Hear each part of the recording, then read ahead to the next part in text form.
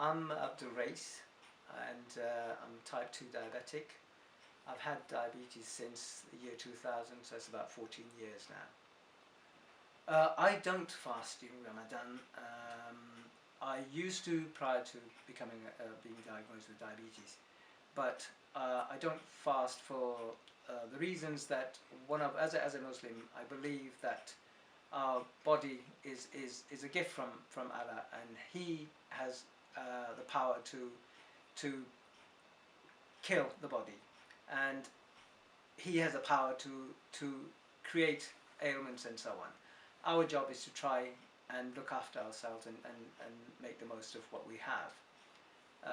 And with that in mind, I don't think fasting would be an ideal thing to do, because if, for example, this year, 2014, Ramadan's going to start around about the 28th of June, and the start and end times are going to be about 3 a.m.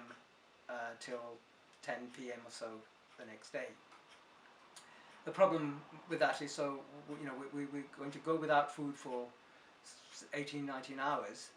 Now, two things happen. If you don't eat enough at 3 o'clock in the morning, you're going to get hypos. Sugar levels will drop.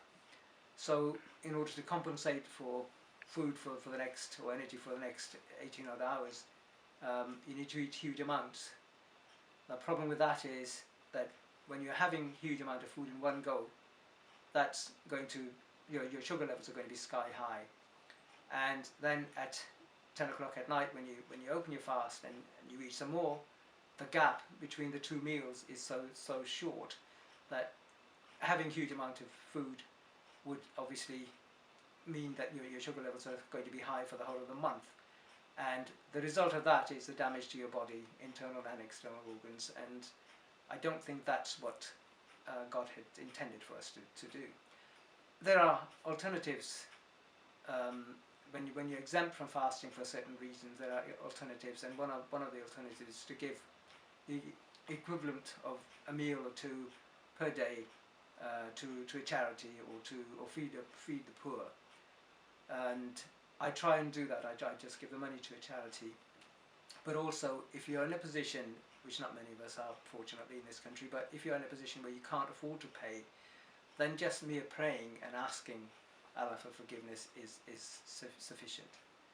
So there are alternatives too. One of the myths about Ramadan is that you have to fast, and I think people, generally speaking, people who are exempt are those, the general idea is that people who are exempt are those who are ill, somebody's got a fever and so on, or pregnant ladies, or the very elderly, and for